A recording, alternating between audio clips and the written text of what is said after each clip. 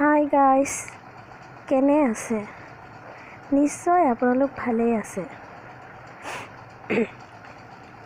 Thumbnail দেখি নিশ্চয় অনুভৱ কৰিব পাৰিছে আজি মই আপোনালোকৰ আগত কি দেখাম বুলি ভাবিছোঁ।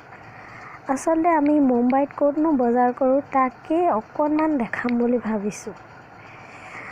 যদি আপোনালোকৰ ভাল লাগে প্লিজ লাইক কৰি দিব, শ্বেয়াৰ কৰি দিব এণ্ড ছাবস্ক্ৰাইব কৰি দিব বুলি আশা কৰিলোঁ।